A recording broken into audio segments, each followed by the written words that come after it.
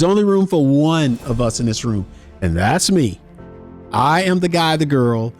I'm leading in this team, and I will not have competition for any of you. I'm not going to compete against you. My name is Dr. Martin Williams, and really, in my mind, I'm talking about this King's Code because I'm here to make sure that people discover, develop, deploy who they are.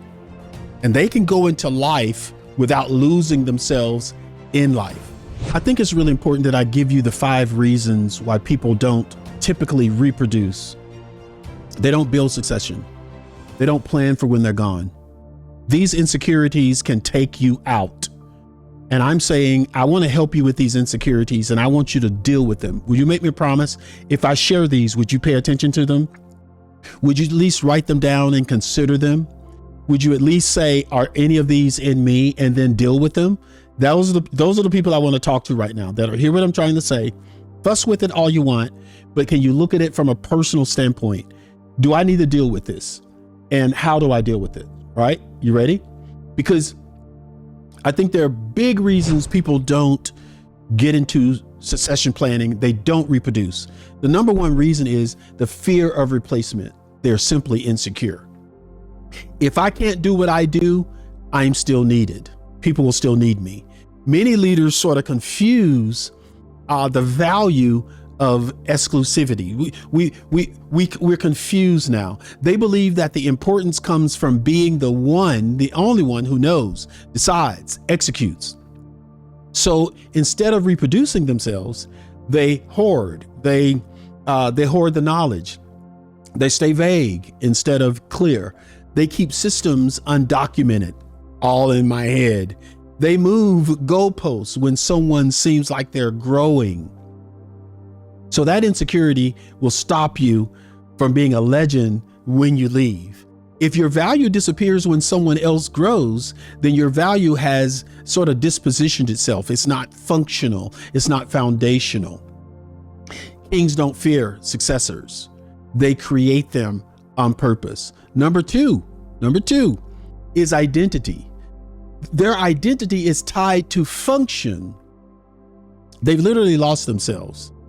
When your identity is tied to function, you lose yourself. If I'm not doing this, who am I? I'm the person who does this. Some people don't pass on expertise because their work became their worth. I love that. I'm going to write that down. Just popped up. Their work became their worth. I'm worth what I do at work. Their role became their identity. Their life replaced their calling. Succession doesn't feel like that. Succession doesn't feel like death. It feels like a transition to a great place. You can't release what you've used to define yourself. In our kingdom, calling outlines assignment. Identity must be deeper than my function. Third reason, they're control addicts. Control addicts. Power without trust. I'm powerful, but I don't trust anybody. No one can do it like I do it. This is not excellence. It's ego wearing responsibility. It's control-driven leaders. They have to review everything. They have to approve everything. They have to correct everything. They have to delay delegation of authority. They refuse perfection. They confuse perfection with ownership. They're not the same. Control is fear dressed as competence. But in our kingdom, we have to think like this. Authority multiplies when it's shared, not when it's guarded. Number 4, lack of succession systems. They don't have a succession. They don't have a system of succession. They have no pathway. They have no goals for this to happen. I want to train someone. I just don't know how. I'll put it that way. I really would like to train someone, but I don't know how to train someone for succession. So instead of training them for succession, I'm just going to keep doing what I'm doing. Not all failure is reproduced in selfishness. Some is simply structural. You just need someone to help you put something in place where you can train. Many leaders never designed a development pipeline, never designed it. You have to design it, put it together. A lot of leaders were never trained themselves, so they don't have that experience themselves. They became by something that's internal. They don't know how to break mastery into stages. So good. Got to show them how to do that. They don't know how to teach thinking, not just tasks. They don't know how to do that. They don't know the value in that. So succession stands as an idea, not a process. Good intentions without systems will produce collapse and chaos. In our kingdoms don't rely on talent. They rely on training paths. How do I get them there? What's the road to get this leader to the place he or she belongs? Number 5, last one, unresolved scarcity and competition mindset. Unresolved scarcity and competition mindset. People are on your team that you're playing against. You're playing against people on your team that you need to be playing with. There's only room for one leader in this room. There's only room for one of us in this room, and that's me. I am the guy, the girl. I'm leading in this team, and I will not have competition for any of you. I'm not going to compete against you. This is the orphan mindset, not the king mindset. People raised in scarcity have a certain belief system that shows up on their shoulders.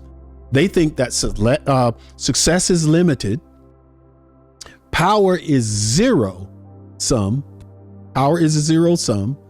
And helping others rise means that they will fall. Scarcity. They don't have it in them. I can't train that in them. So instead of multiplying, they actually compete with those they should be mentoring. Scarcity thinking produces short reigns. In our kingdom, kings know the throne multiplies when sons, proteges, trainees get seated. You're expanding your worlds. Very important. So people don't fall. Okay, let me say it this way. People don't fail at succession because they lack skill. They fail at succession. They fail at reproducing because they haven't healed their identity. They haven't healed their own fear. They haven't healed their sense or need for control. They haven't dealt with their mindset. And you don't reproduce what you know. You reproduce who you are. That keeps me up at night working on myself, because I don't want to reproduce a guy that should not live forever. In theory, in systems, in ideas. Am I making sense? And that's why the law of reproduction is not a leadership skill. It is a kingdom maturity test. My last question for you.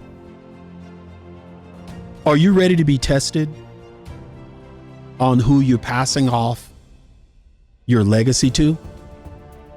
Next, would you fail that test? If you were asked, who are you passing this off to? Who are you training? Who do you have in your cohort that could lead in a way that you led or in a better way? Who is that? If your answer to those two questions is, no, I haven't thought about it, and no, I don't have names, get your names, write them down, and get help with the process. I'll see you at the top. Subscribe to this channel and watch the next video.